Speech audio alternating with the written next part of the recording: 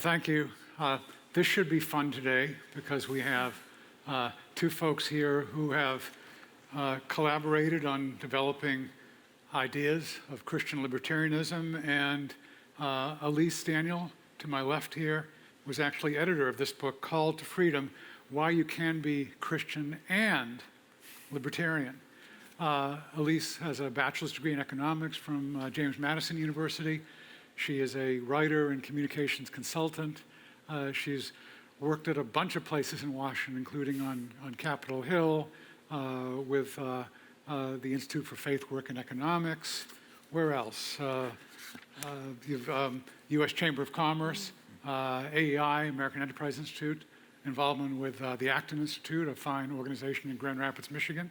Have I missed something there? Nope, you got them all. Got them all? Okay. So this is Elise, and she's the editor of this book. To my, can I say to my far left? I don't want to do an insult.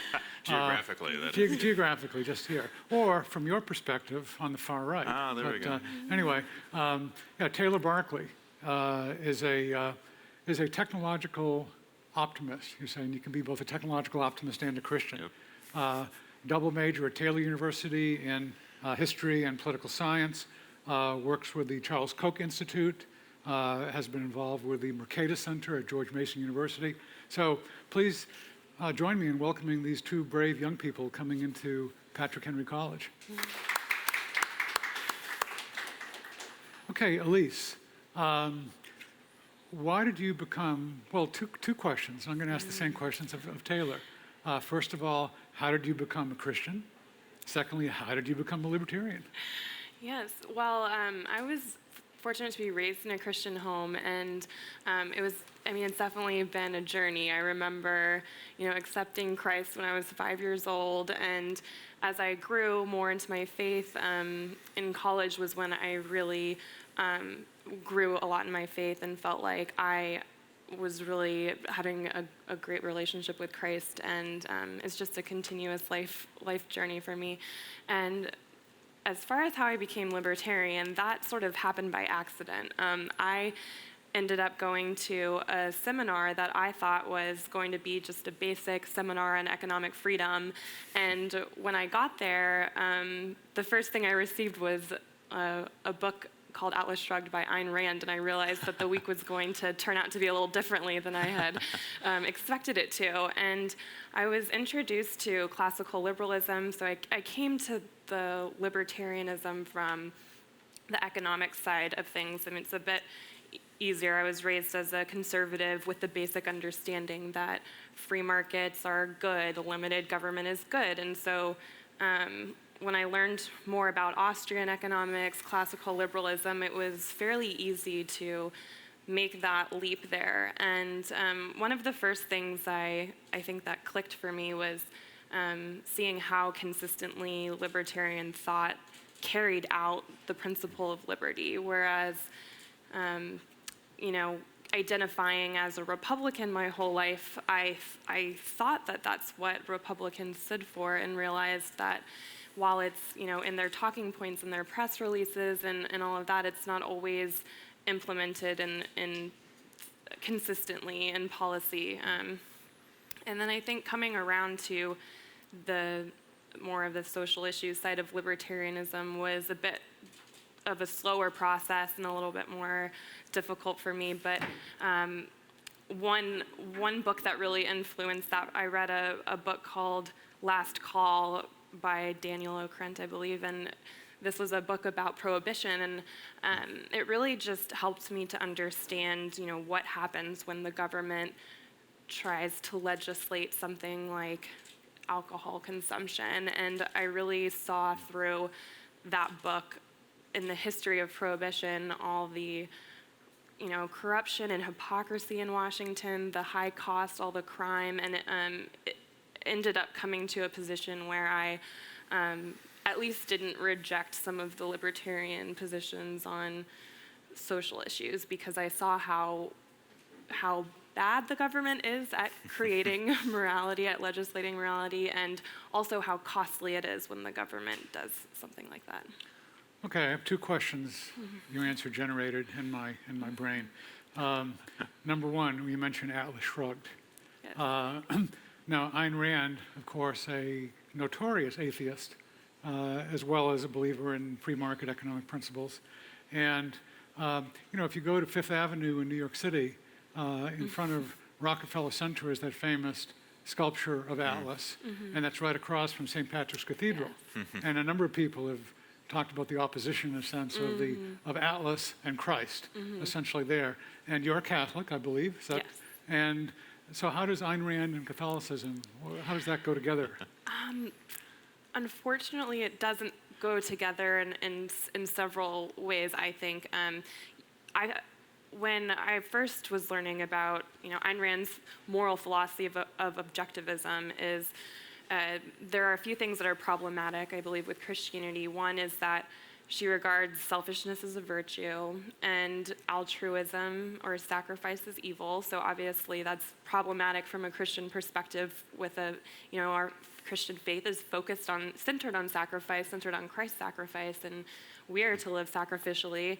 And another thing about objectivism is it holds that our human reason is the only thing that we need to get through life. So I don't think those ideas are compatible with Christianity, and that really was something that caused a bit of an internal conflict when I was learning more about libertarianism, and then all of a sudden this objectivism just seemed to be so opposite of everything I believed, and I wondered, do I have to be an objectivist and to be a libertarian? And so really sorting through that kind of brought me to the conclusion that moral philosophy is separate from the libertarian political philosophy is just one small little piece of what should be, your whole Christian worldview, and that one doesn't necessarily need to be an objectivist to be a libertarian. Okay, and then let me just ask about your reading on prohibition. You mentioned Daniel Okrent, his book. Now, unless I'm confusing with someone else, he deserves great esteem as one of the founders of fantasy baseball. I think. Really? Yes, Wow. I'll check that out, and we may have to excise this from the tape if I'm totally bonkers on that.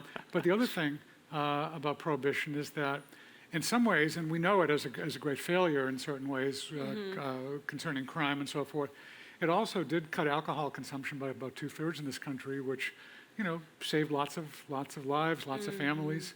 So there were some pluses in prohibition, not entirely.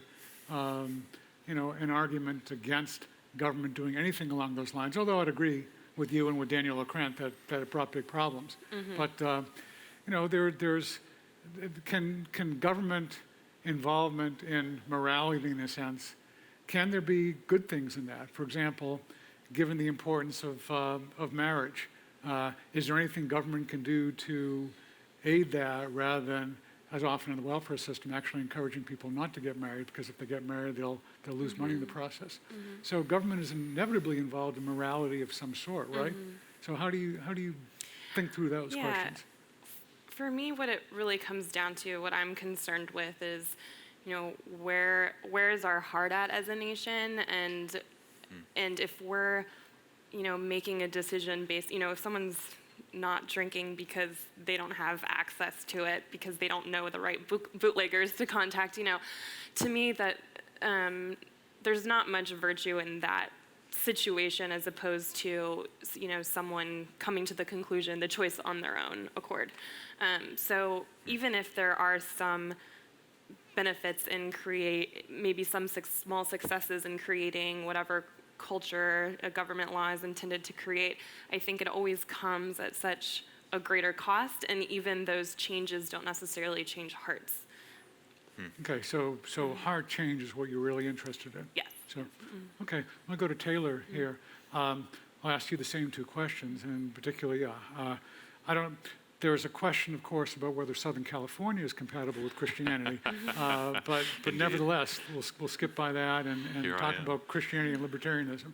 Yeah, do those go together? How did you become a Christian? How did you become a libertarian? Yeah, so I grew up in Southern California in a Christian household and came to know Jesus when I was about 5 years old as well, similar to Elise. on the front porch of our house, my mom took me outside because I was super frightened of a fire alarm that was being tested. And so she took me outside to get away from the noise, and she told me that Jesus can take away my fears. And I said, well, sign me up for that. And ever since, I've had a relationship with him and have grown in faith and practice, and it's been a tremendous journey that I look forward to continuing. And so, grew up Christian households, also homeschooled K to 12. So I'm glad to be here at Patrick Henry College, where I understand there's a lot of homeschool students or formerly homeschooled students.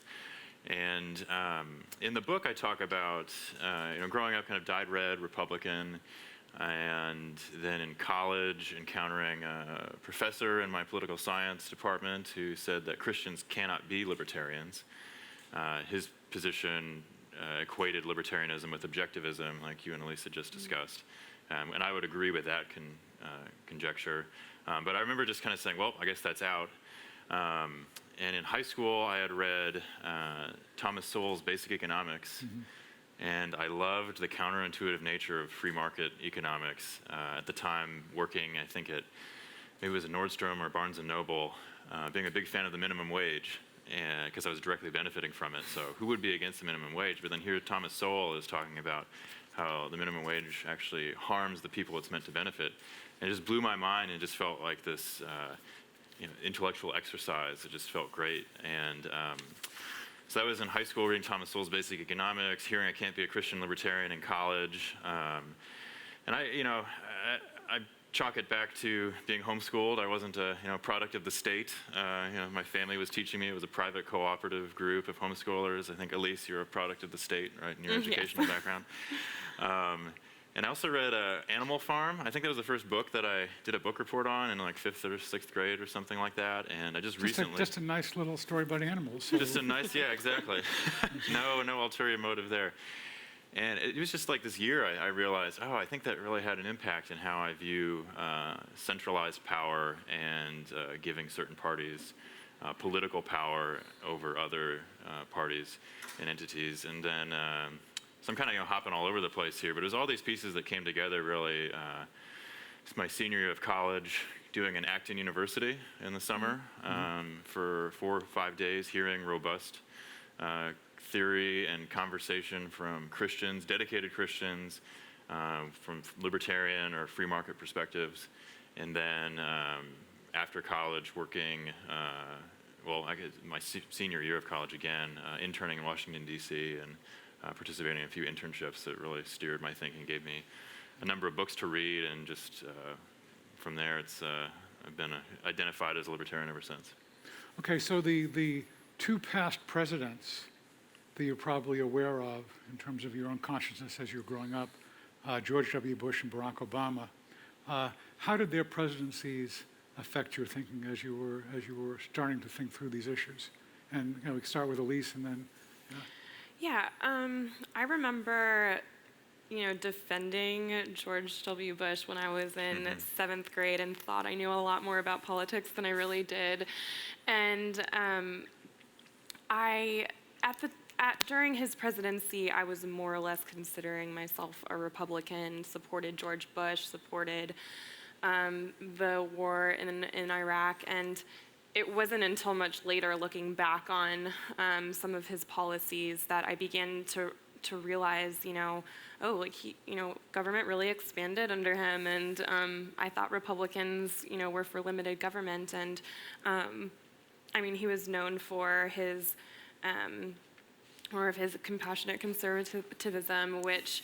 Marvin's heard of that. Yes, I think. Yes, And yeah, I think looking back now, just George W. Bush's presidency to me seemed like many, and he wouldn't. Republicans in that sense were not implementing liberty in a consistent way. And as far as Barack Obama, I think during his presidency, social justice, especially in the Christian church, was a very popular movement, especially after the financial crisis, Occupy Wall Street. That was when I was in college and coming of age and having conversations with my other Christian friends about what they believed in politics. And that turned a lot of my attention to how the government cares for the poor and really shaped my beliefs in who does poverty best. Is it the church or the government? And and so that would be how they influence me. Okay. I remember similarly with George Bush too, defending the White House's positions and policies and the war in Iraq and neoconservative foreign policy. With Barack Obama, I was actually in Washington, D.C. when election night of 2008, I guess that would have been, fall of 2008. Living on Capitol Hill as a student, and just the whole city was celebrating and super excited. And I was interning in a few political policy organizations at the time, and throughout his presidency, I wouldn't say I agreed with most of what came out of his White House. I was paying much more attention then, working professionally in policy for his whole second term, and wouldn't say I identify with most of the policies that came out of his White House. I remember though too, moving to Washington D.C. in 2011 to participate in the Charles Koch Associate Program, which is a year-long professional development program where you kind of get to work full-time in a public policy organization. And the first day, I was telling a fellow associate program member that I was excited to read the Donald Rumsfeld autobiography or memoir. And he was just like, oh my gosh, why would you spend any time reading that? It's a waste of time. I can't believe what he did in the Iraq War. And he's just, he's blood on his hands. And I was just taken aback because I'd come from these circles where this was like, Donald Rumsfeld is, respected and looked well upon. But then here I really came into contact with a community of people that did not think otherwise. And like Elise said, kind of called out the inconsistencies between the language and then the action. Did you also read some Thomas Sowell on economics, or? Yes. He did, but Taylor, did you, or no? Then, let's see, basic economics in high school. Actually was a fly fishing guide in Colorado after college, after graduating, and I read there his book, Applied Economics, which is more, topically focused, and I still consider him a tremendous influence on my thinking. And Elise, what particularly grabbed you about Thomas Sowell's writing? And I'm mentioning that because I do want to recommend to everyone, really, his basic economics book. Which is now about this thick? Right. Yeah, it's no longer, yeah, exactly. The basics get bigger. But also applied economics and his writings on race and many other things. And in fact, I was just reading a biography of Clarence Thomas, and Clarence Thomas was powerfully influenced by reading Thomas Sowell. That's what started him thinking about things differently. So I want to ask, not to turn all this into just a praise of Thomas Sowell, but what particularly appealed to you in what he was writing? Well, I think Thomas Sowell was one of my first introductions, and I read excerpts of his book, and it was really the first time that I was understanding economics. I mean, it was just, before that, economics was just this really complicated science that many people just don't really fully understand, and it was really the simplicity of it that and on the human level that really got me interested in studying economics. Now, I suspect at James Madison University, the economics professors did not quite buy into Thomas Sowell. Is that? No, I had one professor who had us read Road to Serfdom, and but most of my other classes were very focused on the science of economics and regression analysis, and one class on the Great Depression, in which I didn't really agree with my professor's views, but yes, didn't have that at JMU. Okay. So in some ways, you're getting this, but you've read Sowell, you're reading others, there's another side. And so in a sense, does being taught things that are not correct, or not true, motivate you more towards becoming involved in Christian libertarian circles? Yes, I think like what I was mentioning about simplifying economics. I mean, it's something that anyone can understand, and there is truth to be found in economics that and I'm motivated to seek that truth, just as I am motivated to, seek God. I think it's Augustine says that all truth is God's truth, and really, when you're looking at economics through a lens of Christianity, you can see so many parallels. I mean, I just remember reading Adam Smith as well, and he's famous for coining the term the invisible hand, and just really seeing. For me, it was seeing God's beauty in the design of how a global economy operates without one centralized planner. That to me was just like, I was in awe of God's creation in the economy, really. So that's kind of where my interest came from. Okay, and not so much getting into, I've asked you about George W. and Barack Obama. And I just want to ask about Donald Trump. I mean, but not so much the particular policies or even the character questions, but the influence he is having, whether positive or negative, on people in their 20s and early 30s. Any sense of that as you look around among? I mean, one can always have hope that it takes a divisive president to forge a new path, and that's really where I have my hope right now. Although it has been discouraging, I think, to see some of the tribalism going on, and I think many people, even when they were skeptical or didn't like Donald Trump to begin with, are now, especially evangelical Christians, many of them ended up voting for him and might even feel really good about that in some ways. He's been really outspoken on pro-life issues. He's, even from a libertarian position, has sided more with former candidates like Rand Paul on foreign policy. I mean, so I think people are trying to find things that they might like about Donald Trump, but I do hope, though, that this is giving libertarians fresh ground to really mobilize from, and motivation for that in the next election cycle. Okay. And Taylor, folks your age, the impact of Trump, positive or negative? Maybe I'll give my answer, then we can see if it's positive or negative. I guess I'm going to say positive. I think it's caused people to take a look at the system we have, whether it's the role of the states. It was interesting after Trump's election hearing former Obama staff and liberal commentators all of a sudden talking about the importance of state legislatures and how you can really influence public policy in the state legislature and at the local level. And it's like, well, welcome to the party, everyone. The small government, the limited government folks have been talking about this for a long time and have been effective at the state level. I think it's caused people to really reconsider executive power. This has been a libertarian talking point for a long, long time. The growth of power that the executive branch has, starting, all the way back with Andrew Jackson and Abraham Lincoln, Teddy Roosevelt, Woodrow Wilson, Richard Nixon, on and on and on.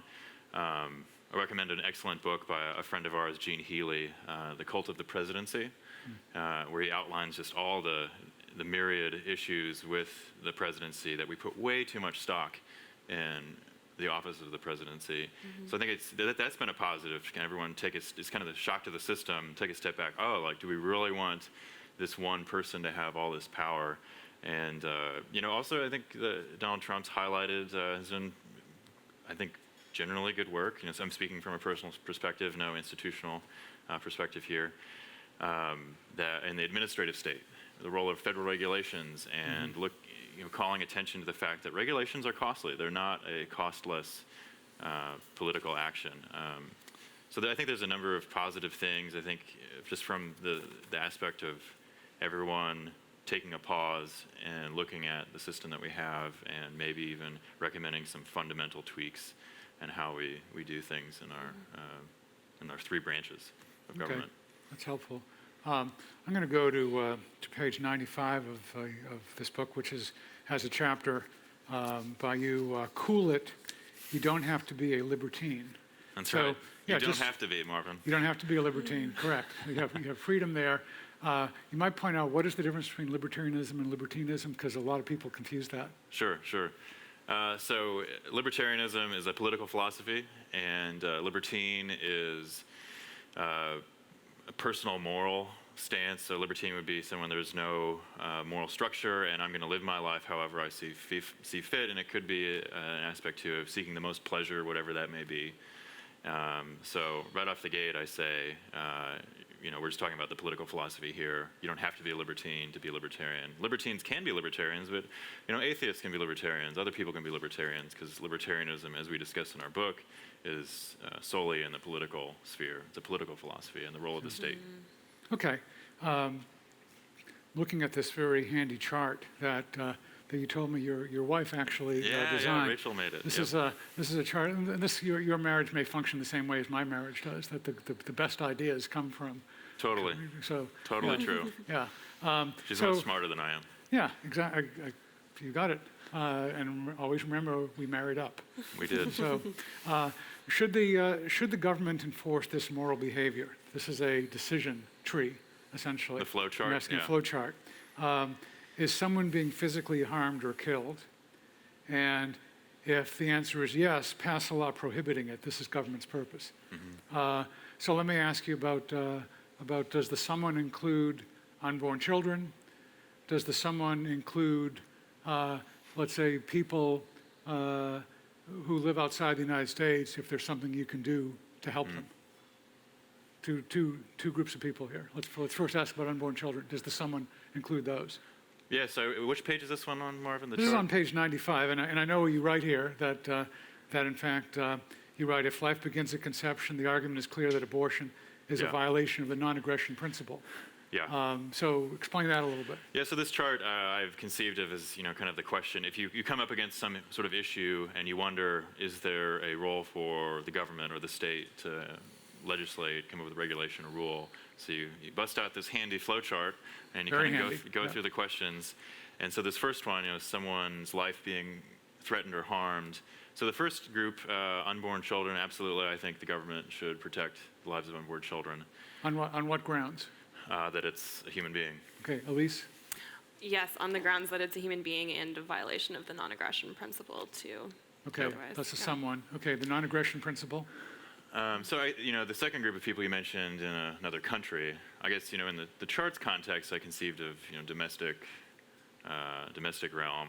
Foreign policy to me is, it was probably like 6 or so years ago, I just kind of like hit this wall where it just seemed to me like no matter what decision is made in the foreign policy context, someone dies. And it's just super, super, super difficult to do. And I think there is a much more limited role for U.S. government and foreign policy action. I'm sympathetic, though, and totally get the drive and goal to save lives across the ocean. I think there, with every problem, it's easy to reach for like the most radical and what we might view as the effective tool, which is like legislation. But there's often, half a dozen at least other solutions to the problem, whether that's people suffering in other countries, losing their lives, or if it's domestically in your own neighborhood, city, or state. There are many other solutions and intermediary institutions that play an important role in alleviating suffering. So I would say let's look at all the other options to protect those lives first. And there are, of course, multiple organizations involved in foreign countries like Syria that are under intense distress and duress and political turmoil. So let's look to those first and volunteer our own time if we think it's important enough. Yeah. Elise, thoughts on how does this apply internationally? Yes, foreign policy actually has been one of the areas where I have just had the most trouble really grappling with, in the sense that there doesn't seem to be a good outcome either way.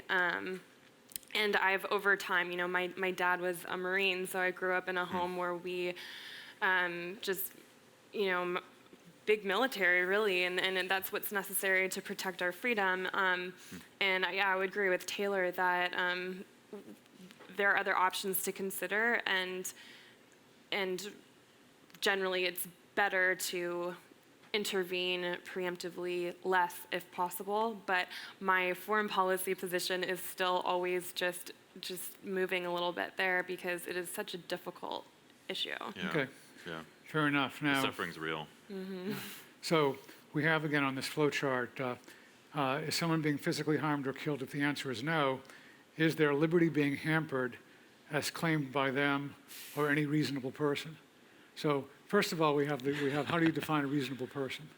But that may be unreasonable to ask for a really good decision right here. I guess with that, I saw, a context of a conversation, maybe like a common law approach of Okay. groups of people in a free environment where there are, commonly understood rules of communication and mutual respect and freedom of expression to talk about different positions. And, like we do in many policy circles that I'm familiar with, you present your case, your evidence, I present mine. I think we do that with reasonable person.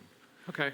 So let me ask about hampering liberty as claimed by them. Drug users.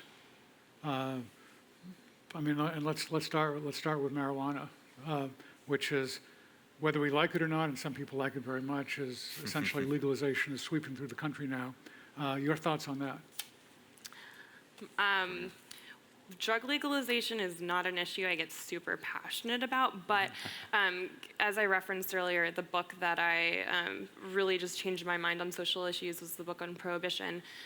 I think you can see the same thing happening with the drug war. I'm sure there are different statistics out there, but I've seen statistics that show drug addiction has not changed through the drug war, and the cost is also very great. It's costing lives. Lots of young, 15, 16-year-old kids, their lives are totally changed by, one stupid decision. And I'm hearing my dad's voice saying, "Well, you should have thought about that before you did it." But I believe with the drug war, it's just gotten a bit out of hand. I don't know that it's changing our culture. The law is always downstream of where the culture has been at anyway, which is I think why we're seeing this legalization now. So I think that it's the drug war has definitely failed. Okay, and Taylor, then, if you were king of the forest, what would you legalize? What would you illegalize? So it changes. Right now, legalizing marijuana, similar recreational drugs, maybe harder drugs that have a clearer link to life destruction, like methamphetamine or even heroin. I lost a friend to heroin in college. A heroin overdose. But there are people out there who can tell anecdotes of using maybe at least heroin responsibly and, rejiggering the role of the state in recreational drug use for one of nurturing and care instead of outright prohibition. And I think, as Elise said, the war on drugs and prohibition it's caused a lot of unforeseen and unforeseen consequences, maybe externalities. I mentioned in my chapter the drug raid in a home where the SWAT team threw a flashbang into the room and it landed in a toddler's crib and gave the toddler third-degree burns. And is that a cost we want to incur? Think about violence at the border of Mexico, especially with marijuana, especially because it's bulky. Is more in line with, like, cartels are cartels for a reason because they have an economic advantage and incentive to carry this bulky product across the border. So I think legalizing it would do, maybe wouldn't get rid of cartel violence, but I think would do a lot to undermine their monopoly on at least marijuana trafficking. So I don't have like a list in my mind. I think I'm still working through it, but yeah. Also, if I can add to that. As a Christian libertarian, it doesn't just end at legalizing drugs. True. Like that. What we want is we want a virtuous society as well. One of the number one oppositions I've received when speaking at events on the book is from conservatives is, well, I don't want to raise my kids in a culture where gambling, drugs, prostitution, all these things are okay because they're legalized. And neither do we. Yeah, well, because it's the fundamental question of what's the role of the state? And we have this rubric of humility, and the state is not good at most things it does. It's good at a few things, but I think those things are very limited in scope. So instead of starting from a legal perspective and even saying, okay, now it's moral, like I think I would say legalizing certain drugs could be consistent with my libertarian political philosophy, but maybe it wouldn't be the moral or virtuous or correct decision in certain contexts, and that's for individuals to make. And this is going back to there are more tools in the toolbox in public policy.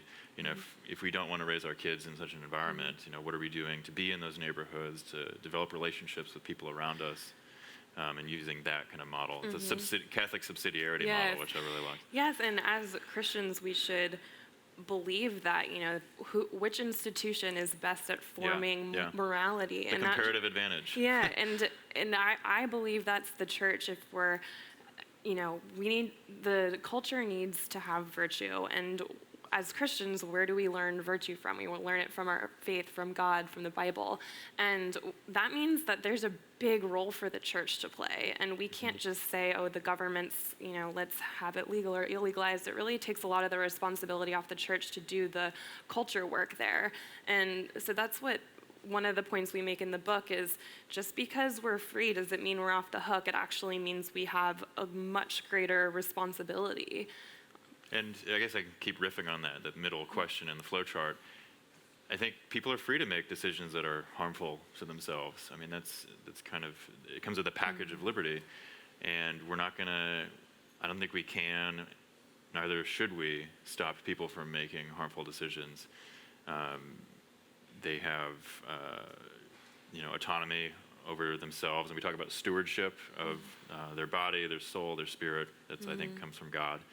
And part of that, I think God's, why is there evil and suffering in the world? I think part of the answer to that big, hairy question is liberty and freedom of choice is important. And so letting people make decisions on their own, even if those are harmful to themselves. So at least in terms of the flowchart, at least in theory, once marijuana legislation sweeps through the country as it's doing right now, right, yeah. I mean, the next question will be legalization of heroin, cocaine, and so forth. And at least according to this chart, you would say, yeah, we don't like it, but you would be in favor of legalizing. Is that correct? Yeah. Okay. I'm not going to go out and use cocaine or maybe even marijuana necessarily, but I don't think it's the role of the state to say who can use what, when, how. And if the church is an island of perhaps non-drug use amid a sea of cocaine and heroin and other users, you'd say, yeah, so that's like the common Christian experience and even biblical experience with followers of God, where, I think of multiple stories. Was Abraham, reasoning with God about Sodom and Gomorrah, don't destroy them, and if you can find, 50 good people, 40, on down the line. And I think that's just kind of the norm, being in this environment where, you're not going to agree with how other people around you are living your lives, but you can still be consistent in your faith. Okay. I think there are problems there, as I'm sure you're aware, but let's move on to another one of these questions, namely following the 2015 Obergefell decision, same-sex marriage. What's your thinking on that? Should that be something that the government treats legally and, in a sense, blesses it, or not? How would you do that? My libertarian position is that this is not an institution where there's an appropriate role of the state. Ideally, principally, it's the role of a church and communities to set the boundaries of marriage. Okay, agreed? I would agree with Taylor, yeah. Okay. Let me just ask one more, and then we'll go to questions from y'all. Vaccination or compulsory vaccination of kids. How do you come at that? I am pro-vaccination. However, Same. I think that the idea of a state being able to get into that area of vaccinations is is not, I don't want the state to have that kind of power, even though I do want everyone to be vaccinated. And it's tricky. I think it brings up the issue that freedom is risky, where it's not safe. And we just need to recognize that the government, being involved in these things is even more risky. Okay. So I think for me, I'm also very pro-vaccination. I'm reading a book right now on the development of the polio vaccine, and just the images and threat that it posed to the lives of children in the U.S. and globally too, and just the immense benefit that vaccines have done for humanity. My wife and I are expecting our first child in May, our first son, and I'm just so thankful that I don't have to. My top worries aren't whether my wife and son are going to survive childbirth, thanks to medical technology. And then, third, that he's not going to be subject to immense physical suffering because of, measles, mumps, rubella, tuberculosis, typhoid, these diseases that I barely know the symptoms of anymore because they've been largely eradicated. And I think my libertarian part of me does as well bristle about forced vaccination. I'd like to say, let's take a step back first and really look at the evidence and talk about the scientific method. And I think, the evidence is not on the side of anti-vaccination. They're, cherry-picking studies. They're not looking at the scientific literature as a whole. And the risk imbalance is way out of whack, too. I'd much rather, even if there is a non-zero chance that there's a risk of a certain vaccination, I think the risk of death and typhoid or immense, high fever is a worse risk to take. So I think there's multiple things mixed in there. My husband actually lives in the county in the U.S. that has the highest number of anti-vaxxers, and it's becoming a real problem there in Marin County. And we chose to live here where that's not as risky. But I can see that perhaps thinking slightly differently if it was more of a threat in front of me. Yeah. Well, but let's say for the people who do live in Marin County, and they can do action within their family, but they're worried about what their neighbors do or do not do.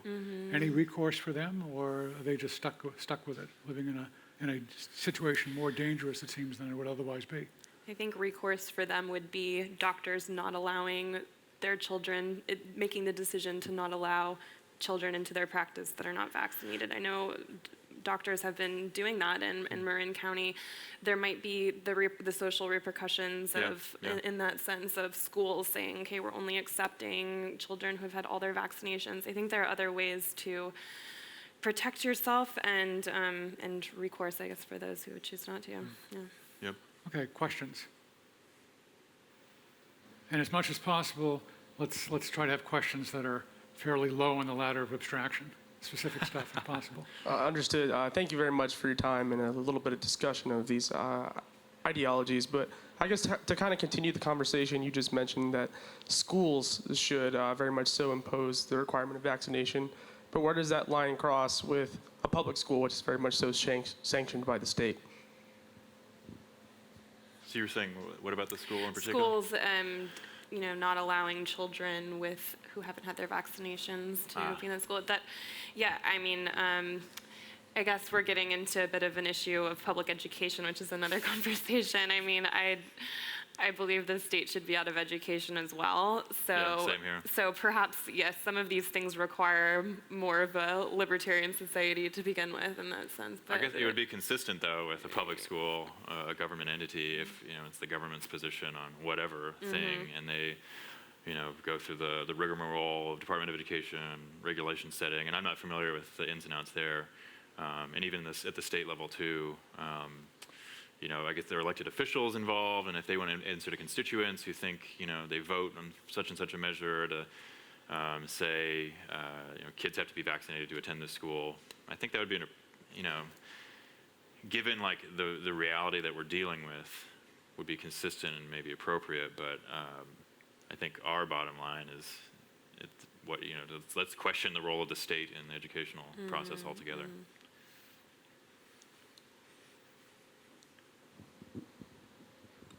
Hi, thanks so much for coming.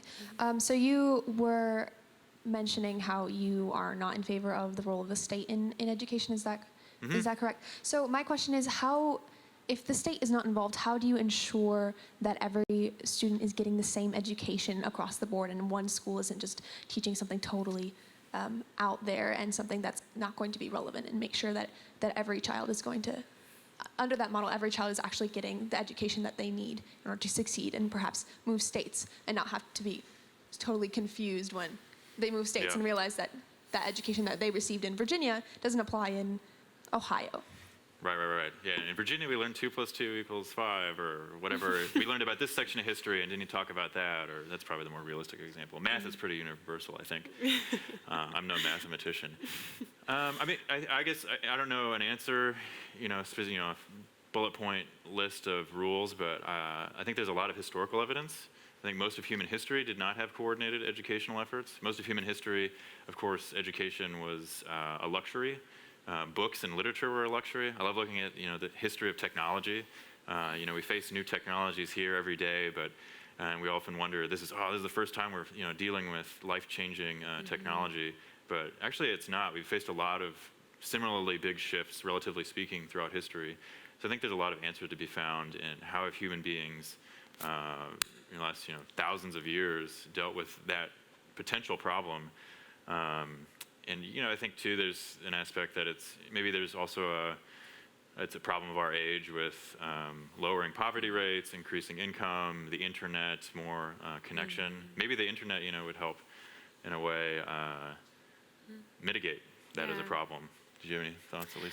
Well, I think you might be operating under the assumption that because it's government-funded schooling, then it does ensure that everyone gets the same education True. too. And that is, so many factors come into play there. In some areas, no amount of government funding, can possibly bring about, change the culture of, the kids acting up in class. And I mean, it's just every neighborhood has just such a different culture. And I would also, I think back to, it hasn't always been this way. Churches used to be the ones establishing schools, and I think that there's a lot of room for the church to reestablish that role in providing education and providing more opportunities. And you can't ensure that everyone gets the exact same education, but neither can you with government-funded education.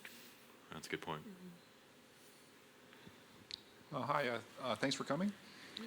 In some conservative circles, there's discussion about how liberalism, small l, liberalism has contributed to a breakdown of society by promoting a kind of radical individualism, right? It's created a culture of people with no obligations beyond themselves to history or tradition or community or anything like that. And so doesn't libertarianism seem to kind of contribute to that problem?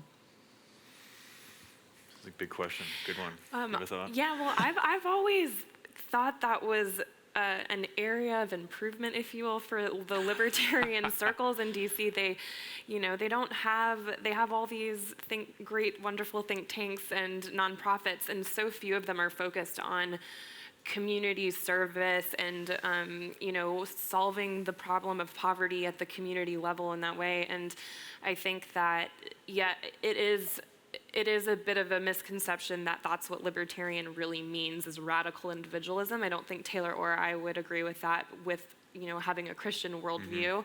But I think there's definitely room for, I guess, a rebranding of especially the Libertarian Party to just spend more time focusing on that, because that's really the solution. You can't tell the government to get out of the way and then not do anything about it. We have to come together in a community and work to solve those problems.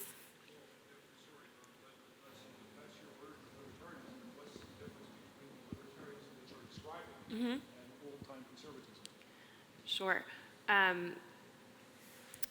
Between libertarianism and conservatism, as we've described it. As we've described. Well, it's the role of the state in it, right? I think a conservative would have a greater role of the state in promoting the virtues and qualities you just described. I mean, that's my conception of it, at least. Right.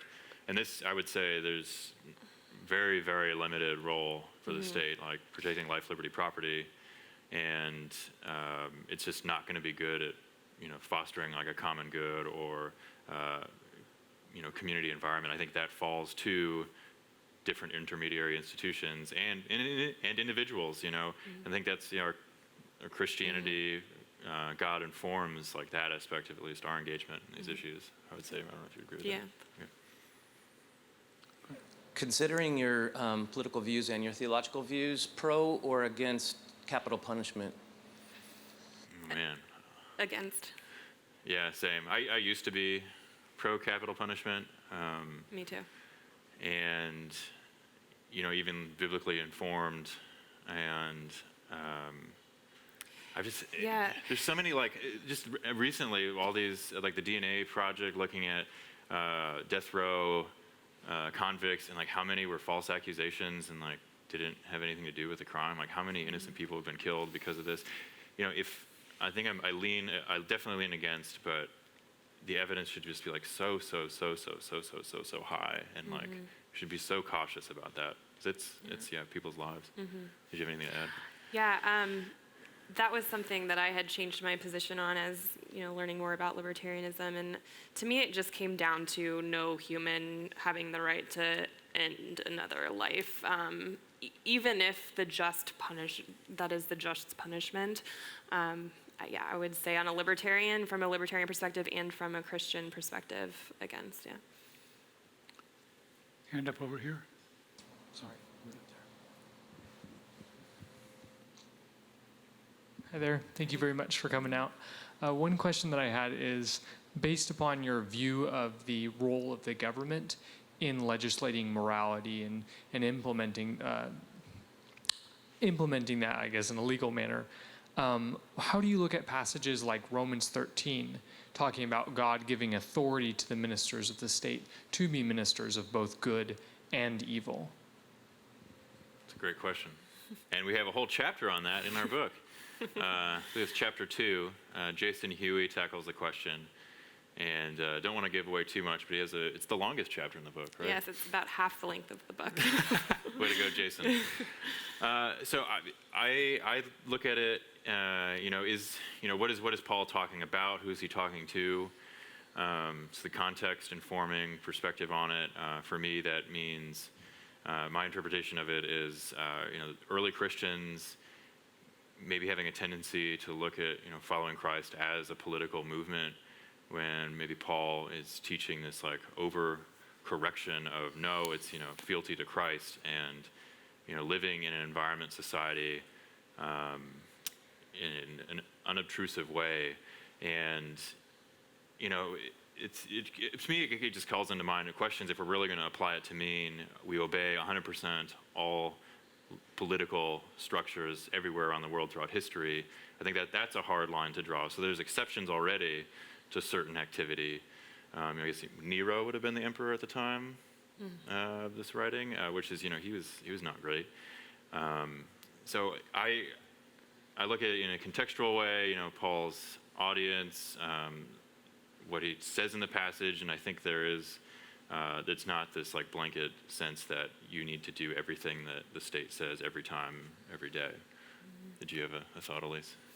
Yeah, there are a few verses that are always brought up, and the other being render unto Caesar what is Caesar's. And Jason, I can't even do it justice. Jason takes the argument and he goes through it very thoroughly and analyzes many verses, and it also cautions to not cherry pick, which can sometimes be you look at a verse and it, but we have the position that the Bible really isn't political manual on what government should look like. If anything, it warns more against the powers of government and As you say, Nero had his problems, but at least he could say, I'm not Caligula. So, anyway. Thank you so much for coming out here today. We really do appreciate you answering these kind of wide variety of questions. This is kind of perhaps a more niche question, but what emphasis do you put on the free flow of information and balancing that with the right to privacy? Does the government have a space in there, and if so, to what degree? Ooh, I love the question. I mean, this is a hot topic right now, right? With we're talking about the role of federal government, world governments, state governments in privacy. And you mentioned a couple different things there. Free flow of information. That's much more of a speech issue. And we're seeing right now how there's a difference in conception, say European rules and regulations about speech online, particularly, or in print, we'll just say in print. Since the written word, humanity has dealt with the issue of the free flow of information. And our First Amendment protections are strong and should remain strong. And with privacy, this is, it depends on what you mean. There are different conceptions of privacy, difference between, especially in the internet, context of the internet and technology, there's a difference between data security. So when I give my information to a firm, do I have a reasonable expectation that it's going to stay secure on their servers versus maybe privacy and like, what do people know about me? What can they find out about me? And that has a lot of subjective preference in that question. And so it's difficult to write a universal rule that applies well to the myriad multitude of services and preferences out there. So again, I think it's looking, is anyone being harmed? Is anyone's life, liberty, property under threat? And really defining what those harms are. And that's just something that right now we're kind of seeing that there's not broad agreement on. Because I have a Facebook account, but I know multiple people who don't have a Facebook account because they just think that is way too much information out there that they're comfortable with. So that's how I think of those questions. Do you have any thoughts? Oh, that's great. Okay. Okay, I think we have time for one more question.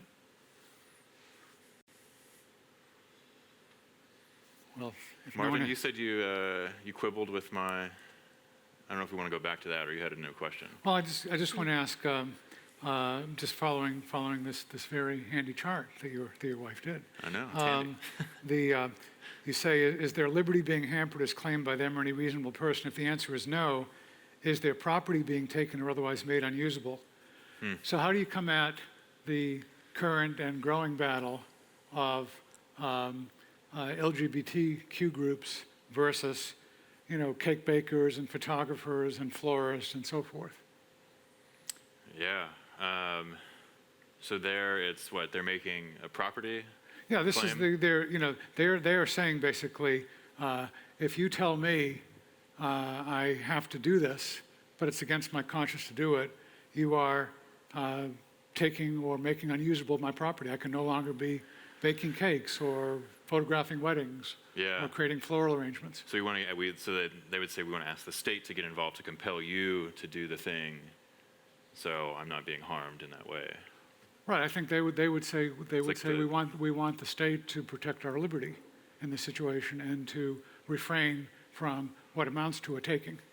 Yeah, you run into this issue too with mentioned the free speech issues or free flow of information issues.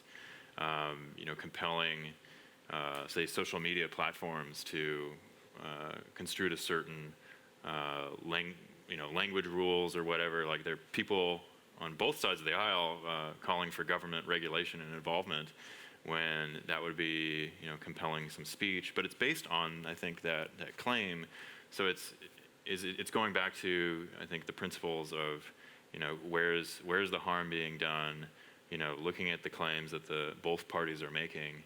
And I guess it was the Masterpiece Cake Shop. Yeah, we're decision, basically the government is compelling speech, essentially. Yeah.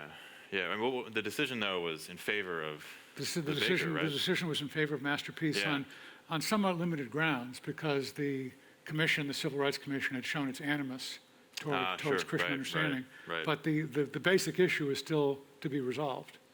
Yeah, and I think there's room for that discussion, and it's looking at what do we want a free society to look like, and I think a free society means people are going to be doing things you don't like, and do I have other means to that product or service from someone maybe who is more friendly to my perspectives?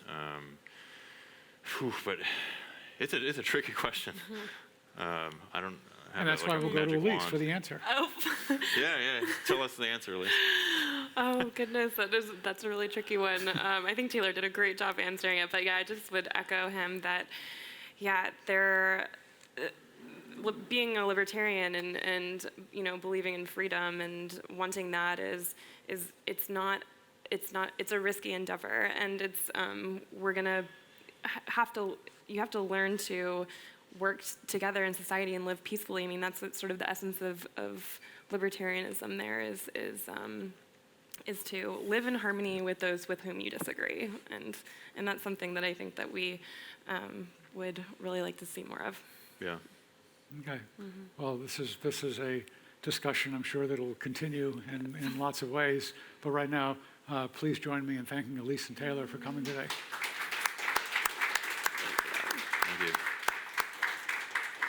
And by the way, at 5:45 this afternoon, this is the first of a doubleheader. 5:45, Carl Zinsmeister, who was domestic policy advisor for George W. Bush in the White House, and is now very much involved in trying to promote civil society and third sector solutions through work at the Philanthropy Roundtable. So I hope you'll be able to join us then. Thank you for coming now. Thank you, Marvin. Thank you.